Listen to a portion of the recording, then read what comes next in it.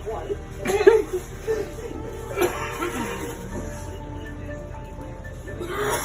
I've been waiting a long time to sing happy birthday to him like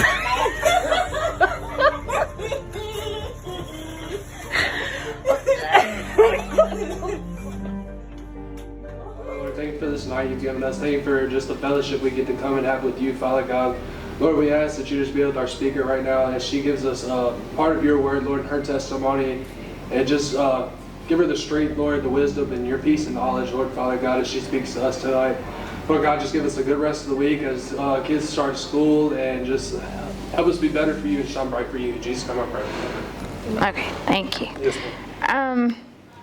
So, I'm going to go ahead and be honest with you. I don't like crying in front of people, but his birthday is this Thursday, so we're coming up on his first birthday without him, my brother. We're coming up on the 1-year anniversary of him dying, so it's very, I'll be honest with you, I did this back in October, and I have not touched it until Miss Kayla asked me if I would come talk to y'all.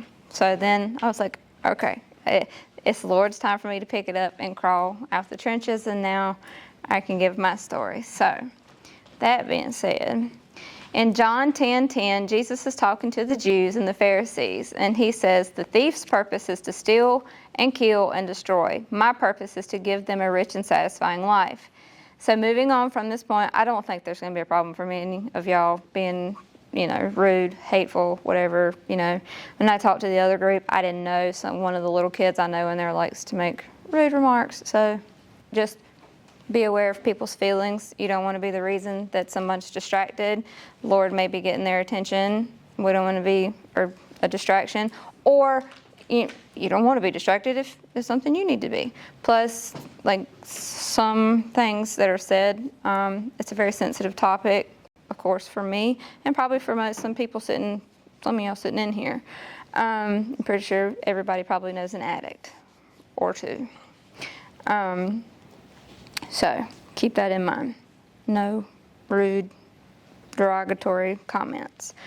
Let's see. So Isaiah 41:10 says, fear not, for I am with you. Be not dismayed, for I am God. I will strengthen you. I will help you. I will uphold you with my righteous right hand.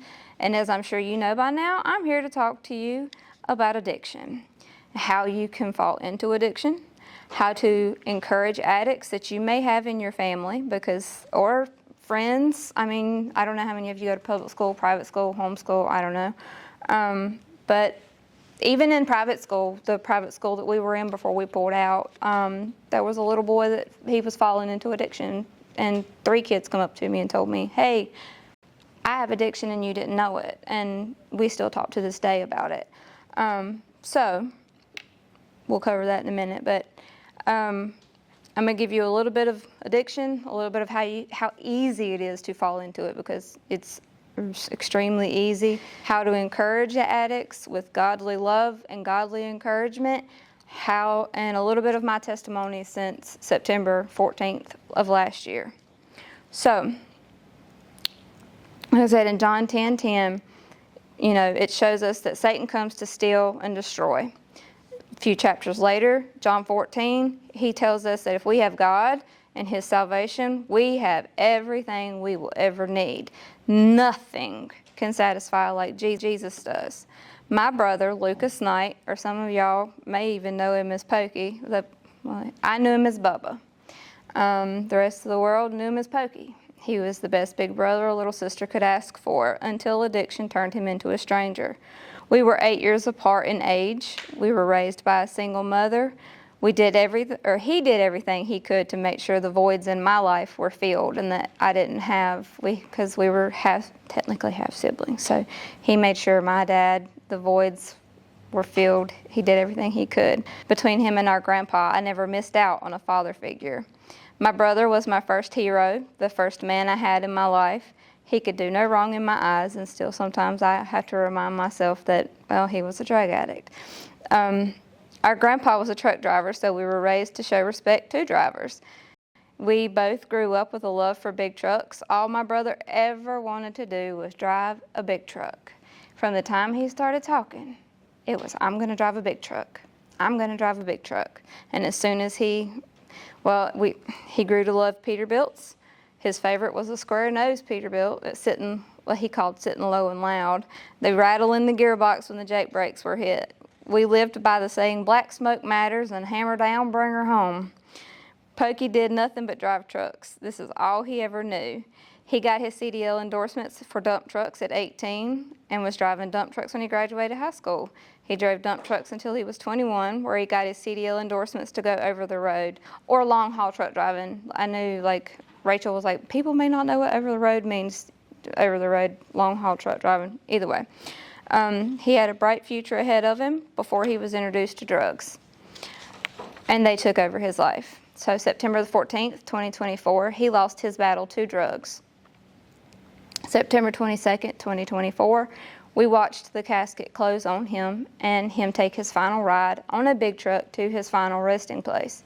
And it took a large part of my heart and forever changing not only my life, but our family's life and his closest friends that knew him long before drugs.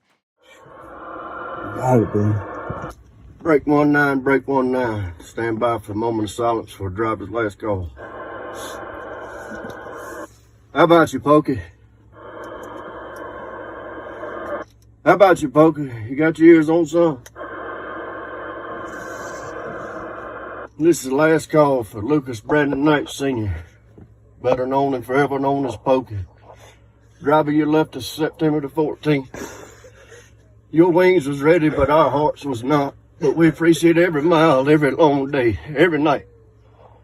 I know you love them trucks. And we know your greatest pain, but we take comfort knowing you're sitting up there with Papa Joe, Granny Ruth now, having a glass of sweet tea. But whatever you do, just give heaven some hell, and I'll catch you on the flip side driving. I'm back quiet. He created a void in all of our lives that can never be filled.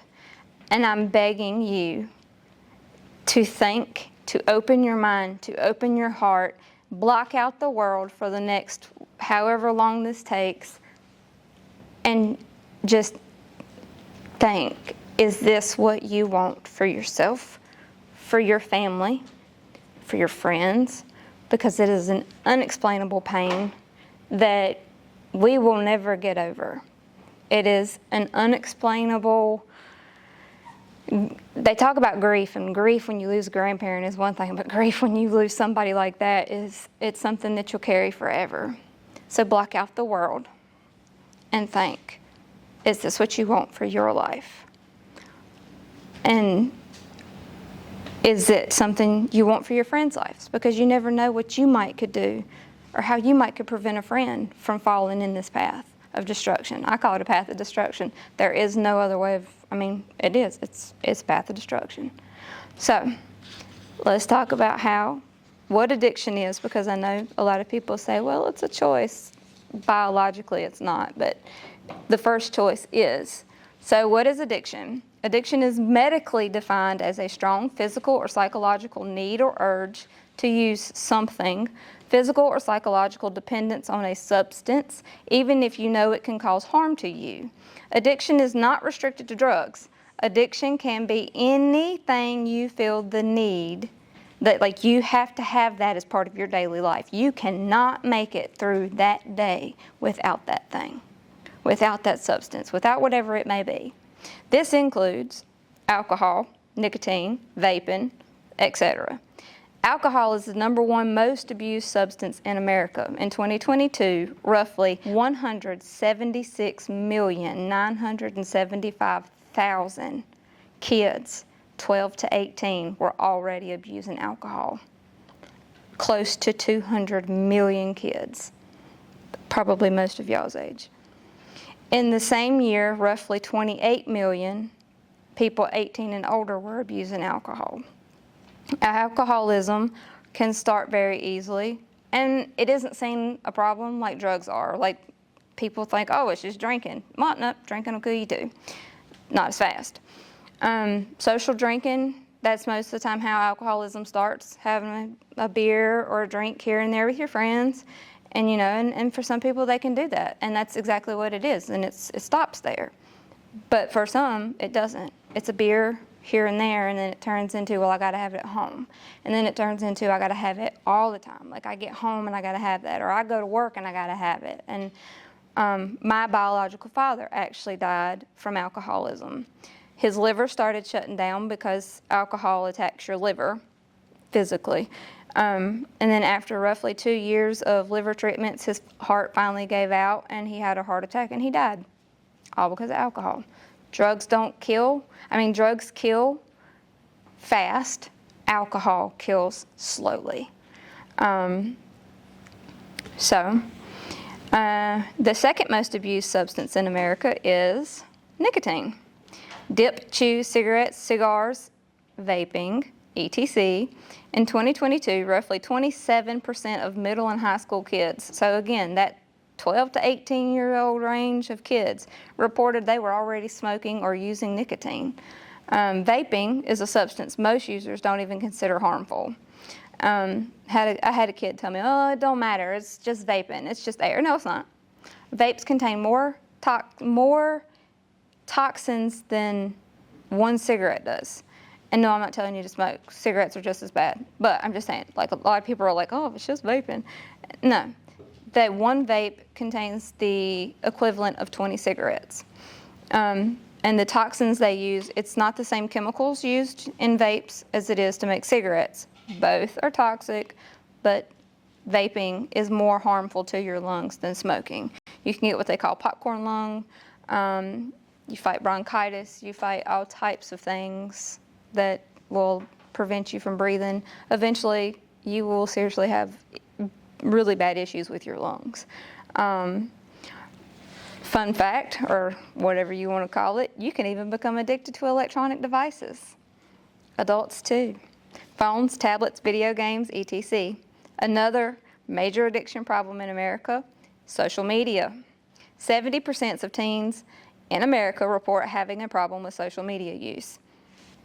Mainly peer-driven, but think about it. When you wake up in the morning, what's the first thing you grab? Adults included. What's the first thing you do? You check your phone.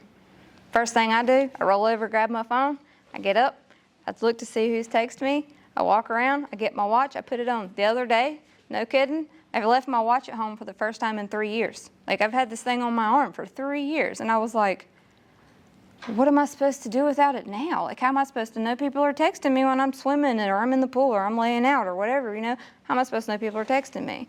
I was panicking. That's addiction. I need my phone in my life, and even adults are that way. And then where that becomes harmful is,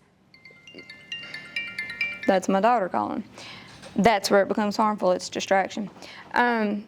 You start to get where, as teenagers, and I know myself, you look at social media, and moms, we look and we say, oh, well, we're not doing what that mom's doing, and y'all have that same thing. Well, this person's got what I don't have that, or I don't have this, and I don't have that, and it starts to get in here. So then it leads to mental issues. And over 57% of addiction starts with mental health. And mental health starts in so many ways. It can be biological. It can start with peer pressure. It can start with you go to school and somebody's bullying you. My daughter, she has been bullied relentlessly through middle school. Well, middle school was the worst, but and it has really affected her. She might kill me for telling you this, but she had a vaping addiction. She come to me and she said, Mama, she said, I know, she's like, I know it's not right and it's wrong. And the Lord had got a hold of her, and he had really started like working on her.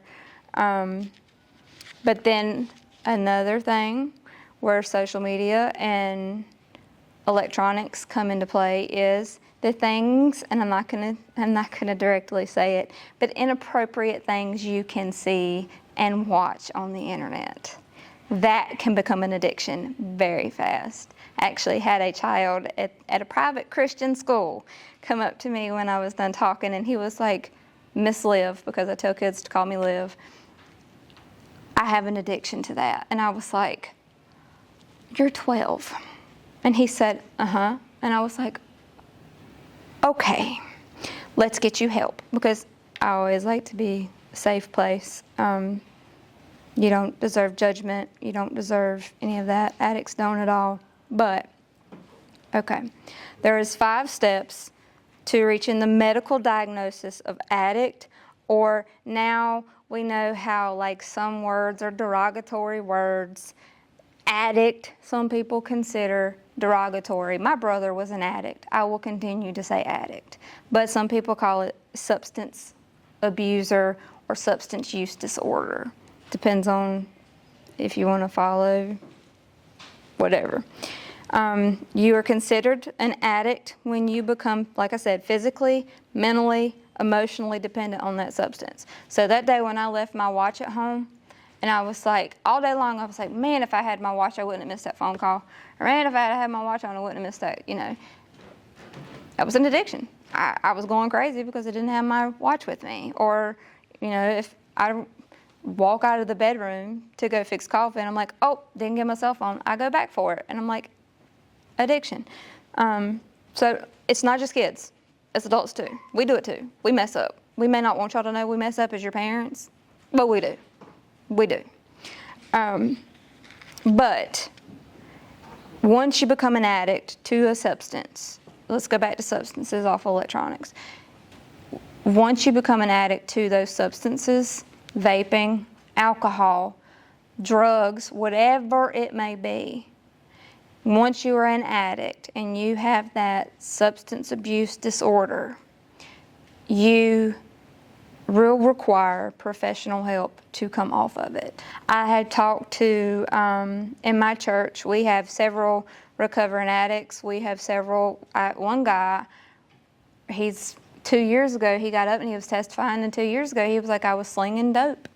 So he was out there selling drugs, and I actually talked to him earlier this week just to make sure I had facts right, and I was telling y'all right because I'd seen something on social media, and the devil used it to get in my head, was like, you gonna tell these kids wrong. No.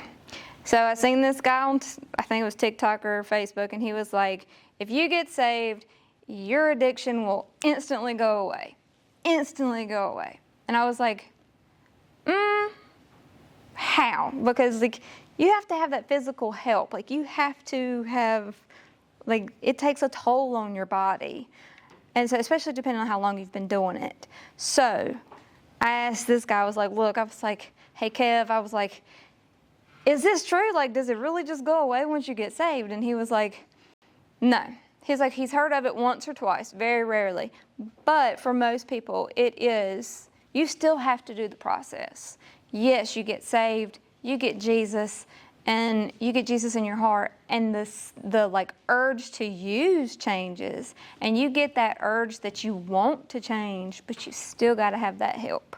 You still got to have physical help. Most of the time they'll give you medicine, and then you get addicted to the medicine, but you still have to get help for that.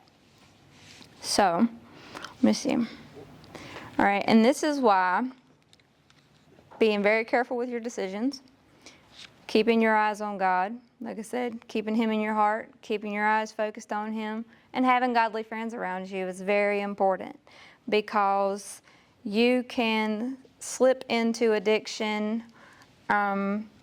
environmental factors. Like if you have a parent, I had a parent, he was an alcoholic. I wasn't around him much, didn't really know him. I had a brother, he was an addict, he drank too. My grandpa, he closet drank. That man would drink hot beer riding a lawnmower and didn't understand how. Whoa. And it's like, he died of old age, but you see all these things, and it's crazy because you're like, well, that's not a big problem. That's not a big, The devil gets in your mind. The devil makes it look normal. Oh, well, Grandpa drank beer when he was mowing the yard. It must be okay for me to have beer every now and then. Oh, well, my uncle, he does crack, he does cocaine, he does methamphetamines. It must be okay for me to do it. Your environmental factors are telling you, well, it's okay for me to do it. And it's not. If you have that godly approach, and you keep God in your heart, and you keep God as your focus, and it's hard to do. Again, I'll be an adult, I'll be a grown adult and stand here. Sometimes it's hard for me to do that. Y'all have no idea how many times these papers got thrown across my house because I got mad at God. Because he was like, don't put that in there. And I was like, and then I would just get mad at him because my brother was gone. And that's just part of grief. It was like, you took my brother from me. But, you know, environmental factors. And then addiction is easy to fall into because peer pressure. I'm not going to ask you because some of your parents, I know two of you, your parents sitting in here, but you are answering your head. How many have had a friend say, hey, try this? Hey, try this. Man, you won't ever feel nothing like you feel if you do this right here. That's where it starts too, because that one choice, and it takes one. That's it. One wrong choice, and you're done. And it can hook you, and it's what they call chasing the dragon, because nothing will ever feel like the first time you do it. So that's where godly friends come into play. You keep godly friends that are going to say, hey man, you shouldn't do that. I know your name is Gabe, so I'm going to be like, I'm going to use you. I'm not saying that I think you are. You know, hey man, hey Gabe, you know, what you're doing, it's not right, man. You shouldn't do that. It's going to be hard. Trust me. It's hard. Like I have a friend she's making very bad decisions right now. And it was very hard for me this morning to call her out on that bad decision. But it's what we should do. I mean, we will do, that's the right thing for us to do. And again, I'm telling you as an adult, it ain't always easy. It ain't. It's not. But 84.5 million adults over 18 have a substance abuse disorder already. And this one right here broke my heart. How old are y'all? 12 to 18, mainly? 12 to 18? 48.5 million children your ages. 48.5 million in America are already addicted to drugs. And when I read that, I bawled. I cried like a baby because as a mother, I can tell you, we want what's best for y'all. We give you all these things, like, you know, we do everything we can. And it was very hard for me with my children because I had a brother that was an addict. And so it was like, how do I keep my children sheltered from it? And in the world y'all live in, you see it on social media. You see everything. Lord, I don't even know what goes on in public schools anymore. I can't even imagine what y'all face every day. I know what I faced as a teenager. I can't imagine what y'all face now. I can't. Even as an adult, when people are like, hey, Liv, like, we're going to go out for beers. You want a cup of wine? No. Because I know addiction can be genetic. And, well, obviously it was genetic. And I have had, I'll be honest with you, as an adult, I'll stand here and tell you, I have had my struggles with alcohol. Started in 2020. I dabbled with it in high school because, again, I had friends that were making very bad decisions and I wanted to fit in. So I was like, hey, I'll drink with you. Ended very badly. I'll be honest with you, I had Rachel when I was barely 18 years old, but she is my saving grace. That child saved me from a world of wrong decisions. No, I'm not saying don't go get pregnant. That's not what I'm saying. So, I might have worded that wrong, but no. But it starts with, I mean, it's your peers. Your peers is your biggest, I mean, like I said, ask yourself how many times has one of your friends said, hey, try this. You know, and I don't want you to answer in front of your parents, but hey, try this. Hey, look at this. Look at this. Ooh, look at this girl. Ooh, look at this boy. He's cute. And then one thing leads to another, and then you're looking at inappropriate things that you shouldn't be. Or, hey man, smoke a cigarette. One thing leads to another. I think vaping's more of y'all's generation, but try this vape. It tastes like blueberries. It tastes like watermelon. It tastes like whatever. And then it's just one thing after another, and that's where it leads. And then that leads to drugs. It's a domino effect. It's one thing to another. That's why it's important to always say no. Say no. Don't do it. I'm telling you, don't do it. It is not worth it. And as an adult, again, I will tell you it's extremely hard. I'm not y'all's parent, so I can tell you it's extremely hard. It is extremely hard to say no. And I know that. But if you lean on God, and remember Isaiah 41:10, He'll give you the strength you need. And you're going to feel like you're all alone. You will. You will. Summer back there, she's about the only friend I have right now other than my husband. Because I don't drink. Because I know it's a problem. And I know it will become a problem really quick. I don't do drugs because, well, how can I tell teenagers not to do drugs? How can I say, hey, don't do drugs, and then Miss Liv, she's over here, doing drugs on the weekends and whatever else, before she talks to, I can't do that. And then I have found God. And I lost him right after my brother died, but I've found him again. But saying no is important. He'll give you the strength to do it. And then other ways addiction can start is 80% of heroin users reported their addiction started with prescription painkillers. I see a couple of y'all play volleyball. I don't remember if you do sports or not. But I know you probably have friends that have done sports, got hurt, got injured. They don't give painkillers out like they used to. Oxycodones, hydrocodone, painkillers, you get hurt. Football players are big ones, they get hurt and they get, they get painkillers. 80% of those end up using heroin. So, again, be very mindful of your decisions and rely on God. Because one injury, one illness can lead you into addiction to opioids, heroin, your major ones. I forgot all of them off the top of my head, but heroin is the biggest one. Like I told you before, mental health. Mental health is a very large contributor to drug addiction in this country. And it really, like I said, like I told you, I know that alcohol is a weak point for me. 2020, everybody started getting on TikTok because we was locked in the house, right? So 2020, I met some friends online. We started using video chats and stuff like that to talk to each other. We would have glasses of wine. Well, I noticed that Olivia was having glasses of wine when nobody was looking. It was 1, 2 here and there to a whole bottle a night. Then it was going into harder alcohol, and then it was liquor. It was not, and then it was, oh, well, I'm drinking it when nobody else is drinking it. So I know that alcohol is a very, it's a hard point for me. It's a struggle. It is. But the closer I've got to God, it's not, I could care less about it. I hate the smell of it, to be honest with you. I literally hate the smell of it.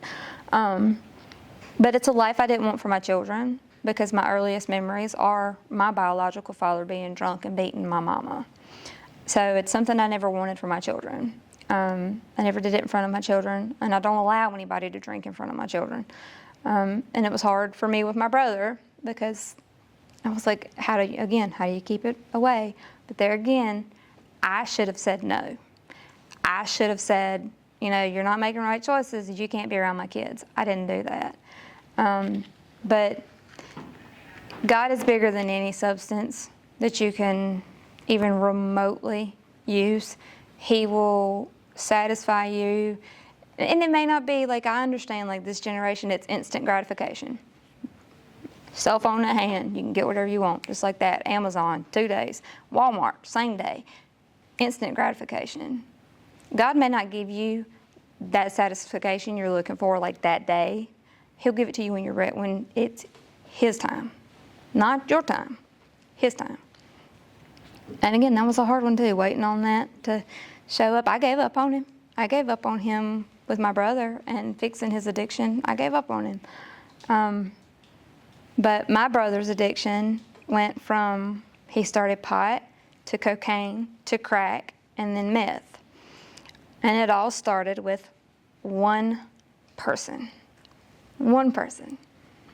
So one wrong friend in your life. It don't have to be a friend at church, a friend at school. Like Rachel has met people on Snapchat that I guess Snapchat's the new dating pool, but like this, like how do you know this person? And she's like, oh, I just met him on Snapchat. I'm like, you don't know him. Ended up being a drug addict. And I was like, she's 14. But you can't help people unless they won't help. All you can do is pray for them. Remember that. But you say no. I don't care if it makes you look like an idiot or what you feel like is an idiot. I don't care if it makes you feel like you are this tall and you're missing out on some big, grand, like party. You're not. I promise. You're not. Because you're going to get to this point in life where you're like, man, like I'm throwing my life away. And then there goes that mental health again. And you're going to spiral right back into it. So, remember, godly friends, and say no. Just say no. It took 25 years. I added it up. 25 years is what it took to take my brother. Addiction took my brother in 25 years. So, again, I am dating you as a little sister who lost the one person. Y'all are siblings, right? That's your big brother? Okay. Is that the person you expect to do life with you? That's who's going to be standing beside you when your mama dies. That's who will be with you, right? You ask yourself, do you want to do that to her? I don't know if y'all have siblings, but ask yourself, do you want to do that to her? My mama has never been the same. Ask your mama, ask yourselves, is that something you want to do to your mamas? Your best friends? Is it something like I grew up with Summer?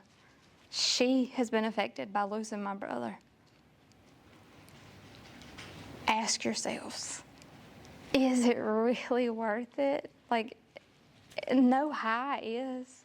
Like, I've never really done hardcore drugs, so I mean, but I know that there is no high that is worth taking you from her. That meth my brother was doing, it wasn't worth it. The people that'll be around you, because your real friends will leave you. They will. They'll leave you. They'll have to. It won't be worth it. So just say no, because it's not worth that cost of addiction. It's not. And so we went over a little bit of what addiction will cost you, but I'm going to really give you some more of my brother's testimony or story in the now, because without really breaking it down for you, you can't really see. Like, I can sit here and tell you all day long, yeah, it is what it is. But I'm gonna show you how one choice, one friend, one wrong friend, one, not two, not three, not four, not a whole circle of friends, not your whole group chat, because we all got one. One wrong friend will lead you down that path of destruction. It's the cost of addiction. And it will cost you your family, your friends, the ones you love the most. Like I said, once you get addicted, your friends will start, your real friends that are making better choices, you play volleyball. You've got a friend that starts doing drugs and you see she is going to pull you down. You walk away. You have to. And that's what will happen with you if you start doing drugs.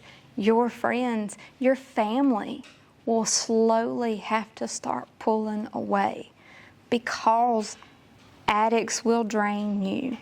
My brother, I got to a point where my mental health was declining very fast, and my therapist told me, you can't save yourself and save your brother.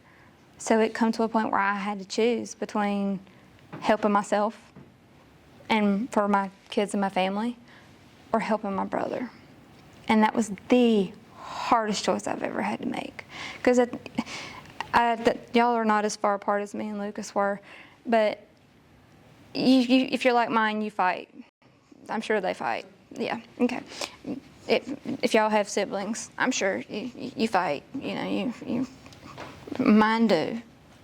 Mine, I swear mine hate each other like 50% of the time. I think mine hate each other.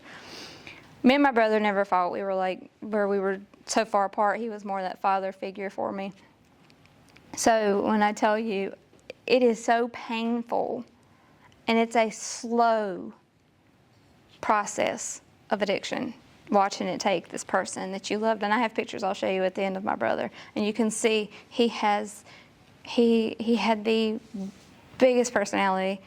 I mean, and he had that personality when he was in addiction, but it changes that person. But it will not only change you, change the people around you to really not great people. It will change, it will drain you emotionally, financially, physically. And when I tell you about mental health, that mental health gets bad, and guess what? Back down that hole you go. 25% of addicts end up homeless. My brother did. He ended up living in a camper in my mom's backyard, hooked up to a drop cord, and he would have to rely on her to take a shower, use the bathroom. 58% of addicts end up serving time in jail or prison. Mine did that too. In the end, if you don't find sobriety or recovery, it'll cost you your life. There's no if, no ands, no buts. It's not a if addiction costs you life, it's when addiction will take your life. 2,266 deaths in North Carolina alone are due to overdose, and unfortunately my brother is in that statistic now. 100,000 Americans die from overdose a year. Roughly 13% of those overdoses are kids, young adults, 15 to 24. That was the biggest age ranges. It broke it down from like infant to like 80-year-olds. And the biggest age range was 15 to 24 of the ones that died from overdose. So, like I said, it's not if, it's when it takes your life. And it's going to take over your life before it takes your life. Addiction will cost you all of your hopes and dreams. My brother's dream was to drive a square nose Peterbilt. It was a Peterbilt 379, sitting low and loud, like I told you before. He wanted to haul cattle across this nation. And it was probably around 2021, I think it was 2021. He got offered the job. He got offered his dream job. Like, when he told me, I was like, oh my gosh, like, yes, he's gonna like finally get himself together. And he didn't. He turned the job down because he told me. He said, little sister. He called me little sister. That's when them demons really get to screaming. When he was by himself out on the road. And so he didn't want to be by himself again because the meth had took over to the point where he turned down hauling cattle. And I was like, why would you do that? Because he was afraid of meth addiction again and getting in a very low place. His drug use started in 9th grade. It started with marijuana. Again, that's something it's a very controversial topic. Some people think it's just a plant. But the Bible does say not to use anything that alters your mind, and marijuana will. It alters the way you feel. It alters the way you see things. Anything that alters your mind, the Bible says not to do it. And wine is it's a controversial. It could be either way with the Bible. We know the Bible kind of like does this whole back and forth thing, and there's people that stand on this side of it and people that stand on that side of it, and you just stuff like that. You pray and you let your convictions guide you, and if you stay close to the Lord, you'll feel those convictions.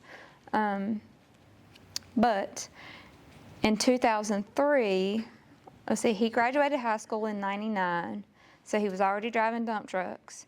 In 2003, he started, which was, like I said, not long after he went over the road, he was introduced to and started doing cocaine. He was in his early 20s. I think he was like 22, 23. One person I could tell you his name, but I'm not going to, just in case you know him. I don't think you will. He's from Eden, but still, one person introduced him to cocaine. This quickly became an addiction, but he was smart and knew how to hide his drug use, and he was. This is defined as a functioning addict. Shortly after that, the same person introduced him to meth. He dabbled here and there in meth. He used it every now and then. It wasn't like this full-blown meth addiction yet. That didn't happen until 2016. In 2004, he was arrested in Georgia for possession of marijuana. That cost him and my grandpa, because my grandpa helped him out. Family members draining you financially? Yeah. Right at or a little over $10,000 in fines and other things to avoid prison time and to avoid him losing his CDL endorsements. So, from this point, things began to slowly decline for him. He continued truck driving, but he would end up losing jobs. I don't even know how many times he changed trucking jobs, but it was mainly due to he was stubborn and he was on drugs, and because of the drugs, he had a lot of traffic violations because he sped, had risky driving because of, there again, the addiction was costing him financially and physically altering his mind. He didn't know what he was doing, all the things. And then in 2016, his cocaine addiction would turn into a full-blown meth addiction. He lost everything. He lost his marriage. He lost his home, and he ended up living in a camper in our mom's backyard, like I told you. Towards the end of 2016, he backed off the meth and cocaine, never fully put it down, just enough to kind of get himself straightened out and get into like a regular job. He got a job pulling fentanyl. And as you know, you've all heard, like one little dust amount of fentanyl can kill you. He was hauling tankers of it. So he knew what cut and uncut fentanyl would do to him. He rear-ended a couple in New York. He almost killed them. He was high, didn't know what he was doing. His behavior became reckless, erratic, and paranoid. He was no longer a functioning addict. It was full-blown addiction. He would end up in a very low point of life. He started selling his belongings to get money, and then he wouldn't remember he sold them. And he started accusing us of stealing from him, accused his son of stealing from him. Not being able to drive a truck broke him emotionally and physically. I mean, when he could not drive a truck, I can't tell you how low he got. Like the life drained out of his eyes. It killed him. It killed him. And you, being her sister, or her brother, if you had to watch her going through addiction and watching her killing herself, it would kill you. Just the same as it was killing her. That happened with me. Watching my brother and not knowing, because you think standing up to your friends is hard, try standing up to your sibling. Because your sibling has seen every wrong you've ever done and every right you've ever done. And when you argue, you tend to do this whole, but you did this. So standing up to your siblings was even harder. But stand up to them. Don't lose hope in them. Don't lose hope in God. My brother regretted everything he done. He'd get in these sober moments, and he would admit how he regretted rear-ending that couple and how he let himself get in that position, and he didn't even remember hitting the person or the couple. I told you he had a really big heart. He did anything he could for people around him. He never met a stranger. Never. Ever. If he could walk through the doors right now, he'd sit down and he'd have all y'all laughing within probably like 2 seconds. And he'd make me look like an idiot. He, like I said, he lit up any room with his personality. My mama always called us, she said we were a handful when we were together, because we were always giving everybody a load of what she called poo when we were around together. He was afraid of rehab. He was afraid to be alone again. And I didn't take that serious. I did not take it serious to push him to get help. And if you are a sibling, push them. Don't be afraid of them not talking to you, because them not talking to you is worth them being in your mind and your voice being in their head. Get that help. I got to get help. I want to be clean for my brother. I want to be clean for my sister. Whichever way it may be. Do it. Because I got a phone call one night. It was his best friend on the line. He was overdosing. I met him at the hospital because I was his power of attorney. I made his healthcare choices. He was unconscious. Took 2 doses of Narcan to revive him that night. I never told him because I didn't want to belittle him. I didn't want him to know that me seeing him tweaking, there's no other way of putting it. He was tweaking, like he was jerking so hard he was almost falling out of the bed. That was not my brother laying in that bed. And that is an image I will never get out of my mind, ever. Take it serious. Don't give up on God. He got to a point where he didn't even have money for food because, again, like your friends, your family, they have to put that boundary there because you will drain them. How can I provide for my kids and my family if I'm giving you money to put groceries to feed you? Now, there were times that we did feed him. I mean, he had a friend that would take him to the food banks and stuff, but you know, when you love an addict, it's hard because you don't know where to put those boundaries and you don't know how to, you know, it's hard, but just say no. Just say no. I've told you, encouragement. Encourage them lovingly. Do not, like, addicts get looked down on so much. Like, as a nation, it is nothing to get online and scroll through and you see somebody's done recorded somebody on the corner tweaking. They are sitting there doing Lord only knows what because they're high. That's somebody's baby. That's somebody's brother. That's somebody's sister. That's somebody's loved one. It is somebody's person. My brother was my person. Like it was just me and him. And now I have to do life without him. And I heard so many people call him a loser and this, that, and the other. He was never a loser. Like, it don't matter what he does. You might fight with him, but at the end of the day, you love him more than pretty much anything. Same goes for you or her. Y'all, it's okay, you don't have to admit it. I know. Mine don't admit it either. It's fine. But we know. Mama knows too. We know. We know. Don't give up on you. Don't, if it's your friend. Because I have a friend that's she's like a sister. Don't give up. Don't give up on God.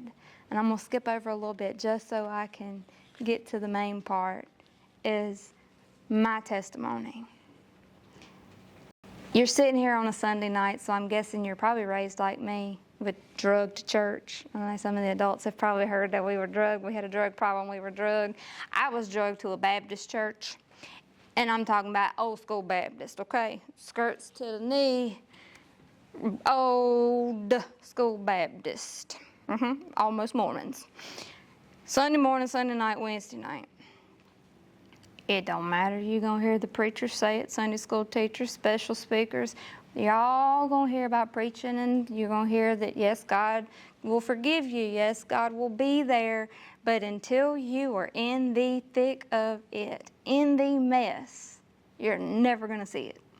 And I pray and I hope that none of you ever have to get into the mess of addiction.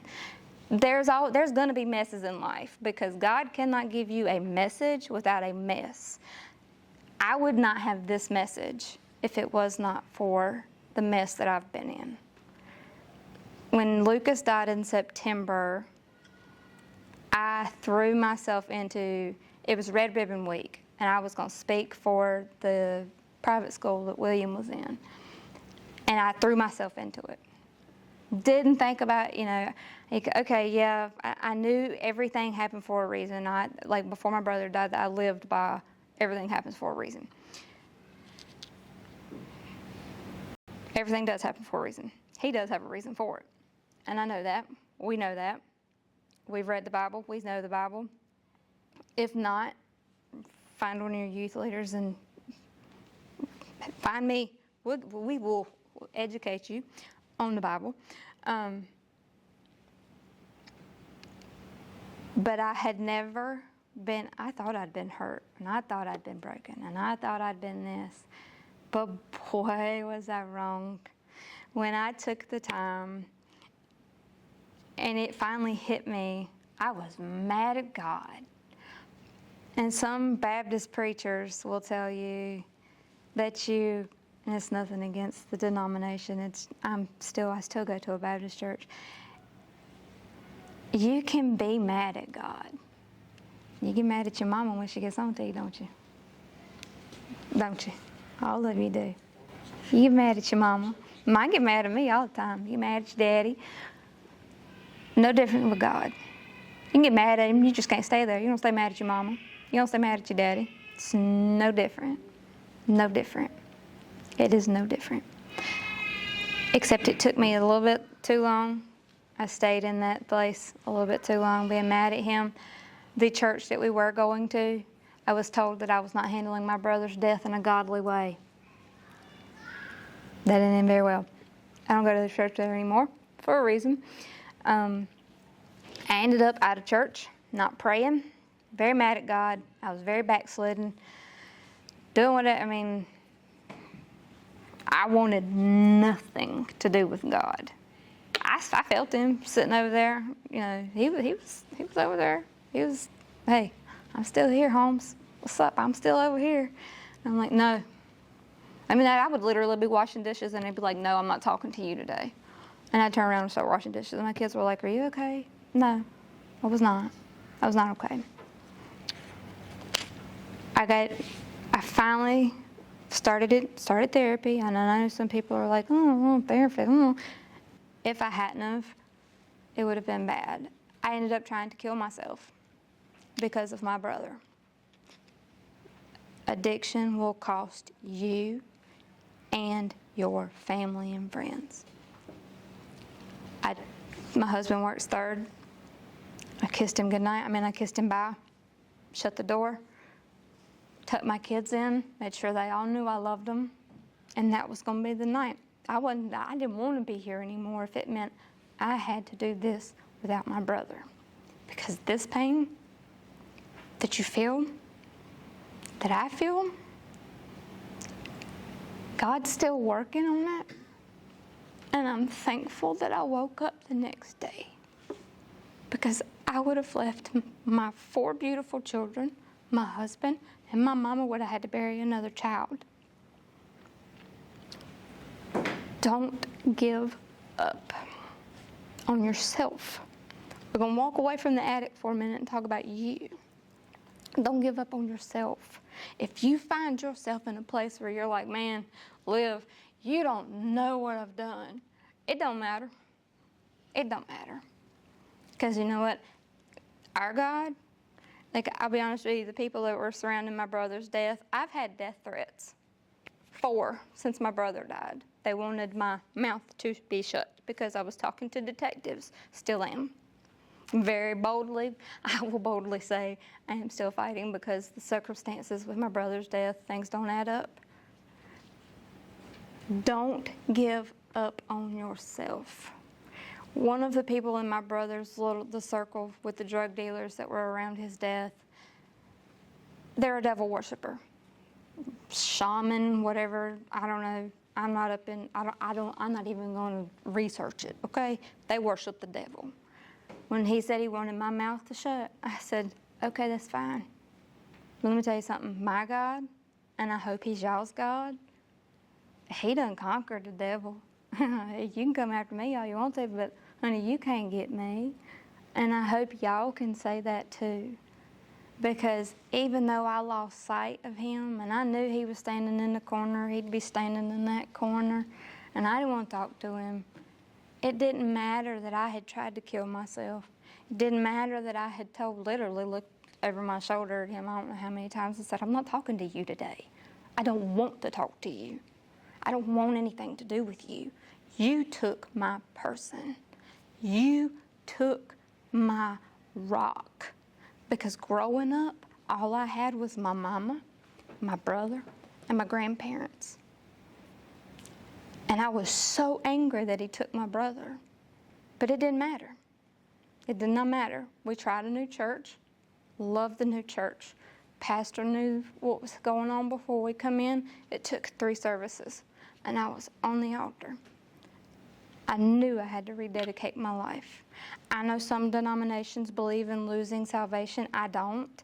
I do believe you can get to a place where you are what they call backslidden or whatever, all them old school terms. I do believe you can get into a place where you should rededicate your life. And I did that. And when I did that, I got a message from her. Can you come speak to our teens? It didn't matter how many times I had tried. Like, I had been trying so hard. Like, hey, I want to speak, I want to speak, I want to speak. It didn't matter at one time. So like I told y'all earlier, he can satisfy you in no other way that any substance can. It's just in his time, not our time. And it's not easy to wait. Like, I was so, but had I got the opportunity to speak before I went through my mess, I wouldn't have a message. I wouldn't be, I could tell you all day long, addiction's gonna kill you. It killed my brother. Yeah, I can tell you, it's gonna hurt.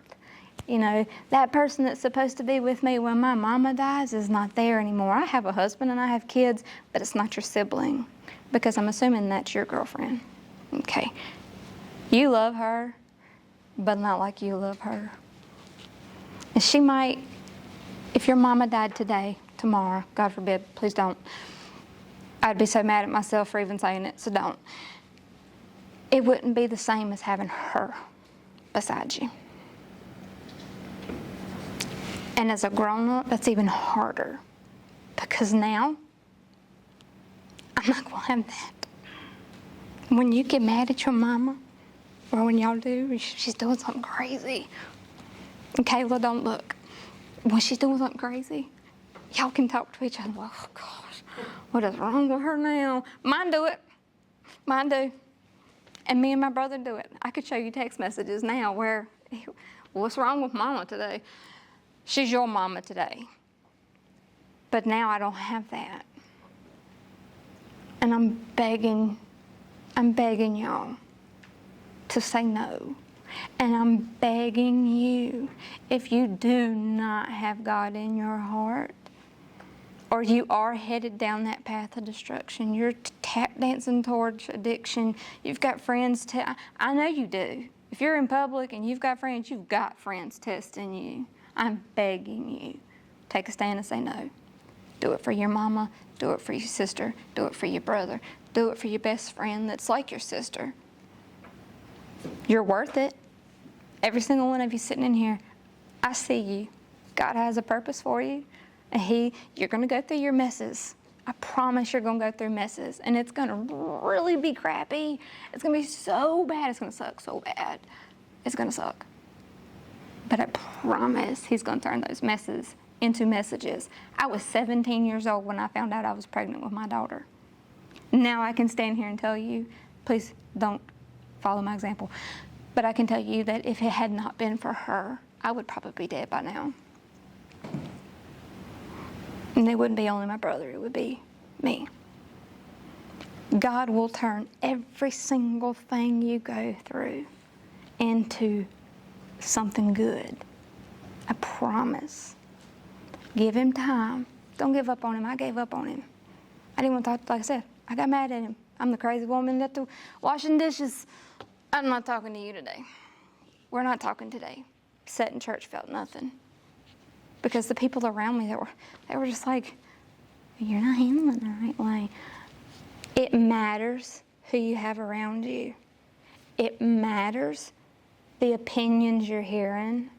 It matters what you're telling yourself about yourself. I don't care if Cindy next door has like this brand new Mustang. I'm talking like my daughter when we're picking on, like when we're talking like, I don't care what this one's got. Each and every one of you have a purpose, and each and every one of you are beautiful in God's eyes. and handsome, since you're the only boy. But you have a purpose. You have value. You're more than those drugs. You're more than that nasty lying devil has to say about you. You are. Each and every one of you. And you can sit here in your heads and say, but Liv, you don't understand. I've tried this, or I've done this, or I've been here, or I've been around these. But I don't care. He don't care. You give it to him. I heard somebody, I think it was my preacher, he says, the ground at the cross is level. It doesn't matter what the sin is. It doesn't matter where you've been. It doesn't matter what you've done. When you put it at that cross and you give it to him, east to west, and there's depths of the sea that we don't even know. And that's where it goes. My suicide attempt, the devil can try to be like, look at you, because the devil's going to try to use every bit of shame you carry. Drugs will do that. Vaping, any addiction will cause you shame. It'll bring you guilt. It will. There is nothing. Once you give it to God, I'm going to tell you, God only sees you. He don't see that sin no more. That's what the blood was for. Addiction will cost you. It'll cost you everything, even your life. God, on the other hand, well, he's free. That salvation is free. All you got to do is ask him for it. Ask him for that salvation. It's free. Jesus paid that price on the cross with his blood. And the ground at the cross is level. It don't matter what you've done. Don't matter where you've been. It don't matter. All you got to do is say, I want you.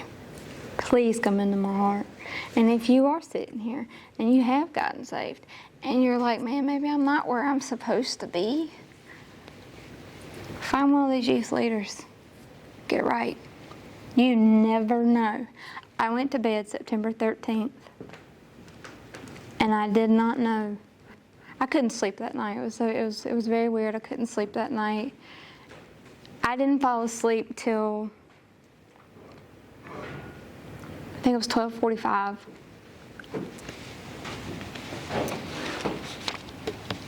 They had called my brother's time of death at 12:41. When I finally got into therapy after I tried to kill myself, my therapist says, you're bonded. You're bonded to your siblings. And she said, now granted, the older you get, you'll still sometimes have a bond with your siblings. And she said, but you and your brother, y'all were way more bonded than I've ever seen before. She's like, I've never seen siblings like this. And she said, it was the bond.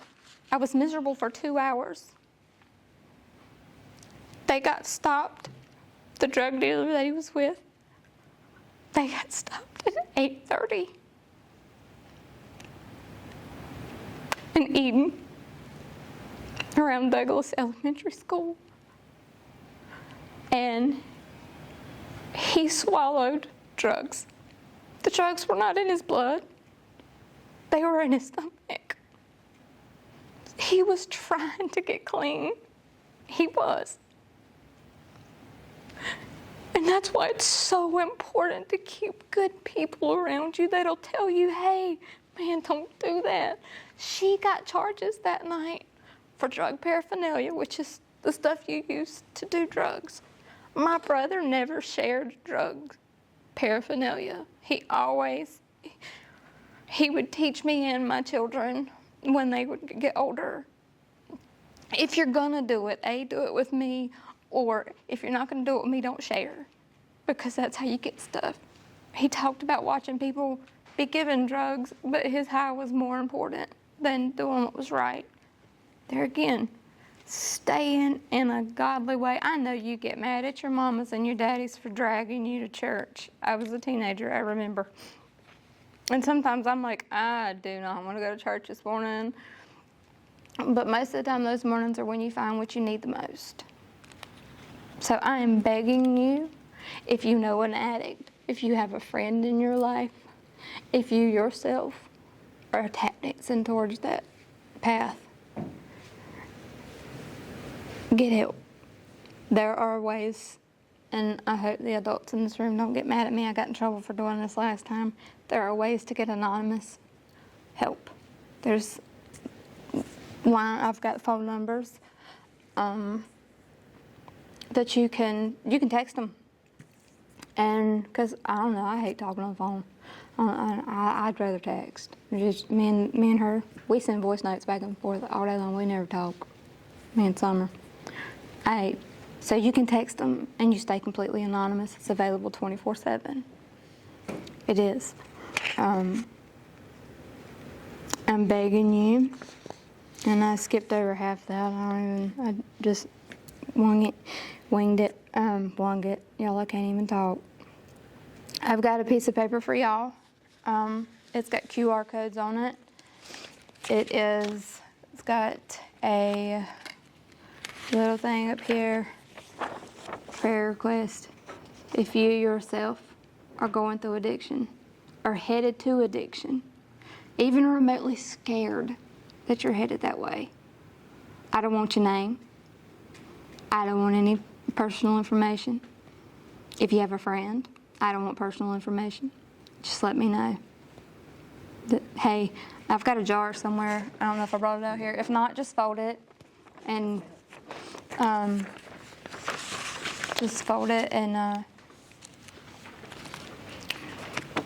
give it back.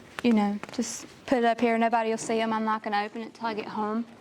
And when I'm by myself doing my own devotion time, my own prayer time, the first part, or the front page, is resources for finding help. There's prayer. The suicide hotline, if you do have mental health, I beg you to reach out to somebody close to you. I beg you. Because it hurts me to think about the hurt I would have caused everybody around me just because I didn't think I could live without my brother. So I'm begging you, find a safe adult. I tell my children, I'm not my child's safe adult. I don't, and every parent is different, and I hope I don't upset anybody. I'm sorry if I do. I firmly believe that children should have a safe adult that is not a parent, because sometimes it's hard to tell your parents, it's hard to tell your parents things. So my children have a couple people at church they talk to, and my email is on here.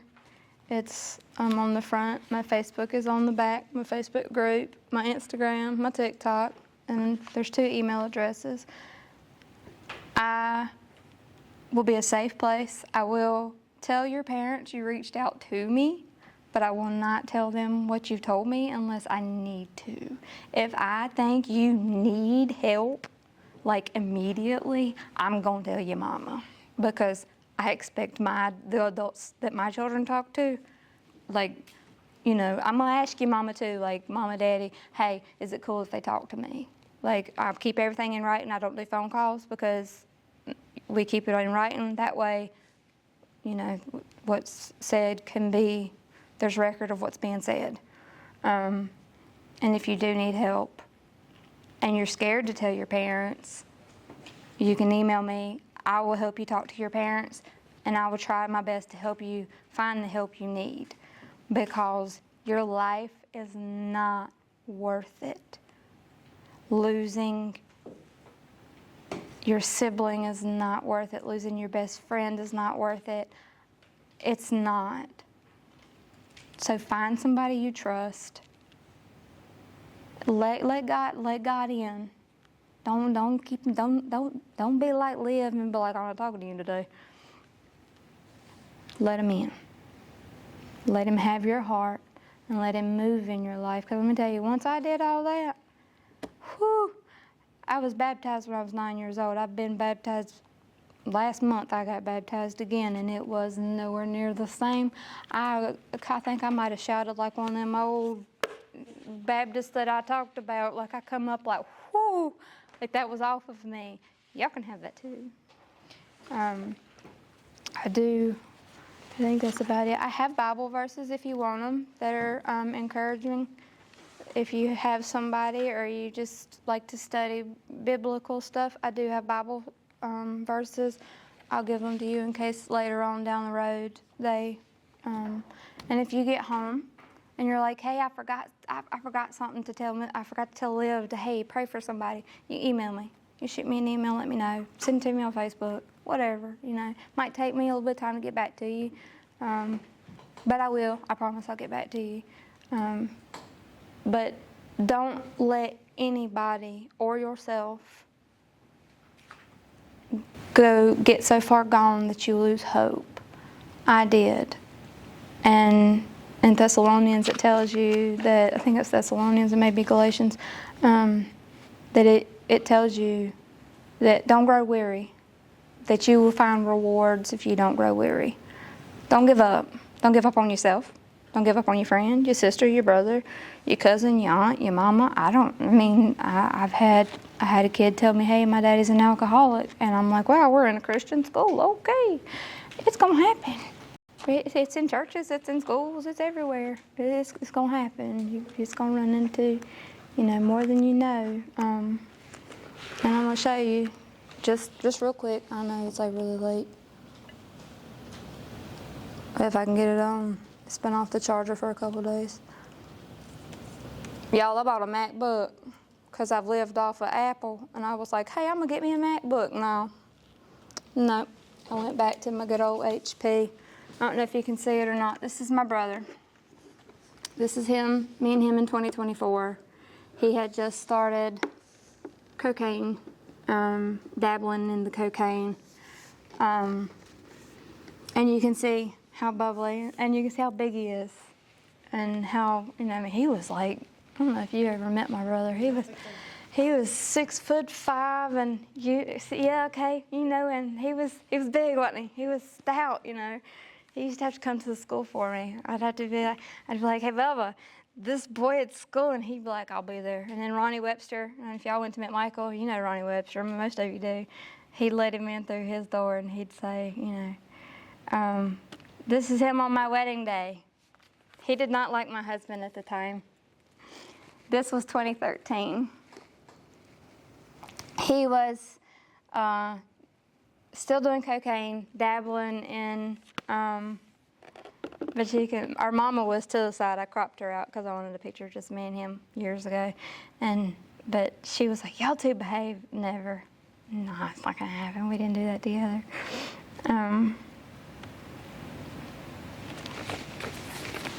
2016. This is when meth became a full-blown. It wasn't long after that I got a phone call, and it took 2 doses of Narcan. The night he died, he was not given Narcan because she told them it was a diabetic overdose. I have a friend that works for dispatch. It took her 4 days to find my brother's 911 call because she was looking for drug overdose. And the girl that he was with, again, reason why I should have important friends. This is him earlier last year. He had no life left in his eyes. None. And he was miserable. Don't do that to yourself. Don't do it to your friends. Don't do it to just don't. Don't do it to you. Don't do it to yourself. Just don't. It's not worth it. I promise. It's not worth it. I'd a whole lot rather have my brother here than, no offense, talking to y'all, but it's not worth it. Okay?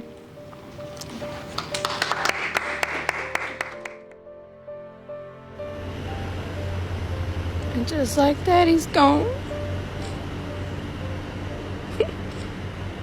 Y'all be good to him.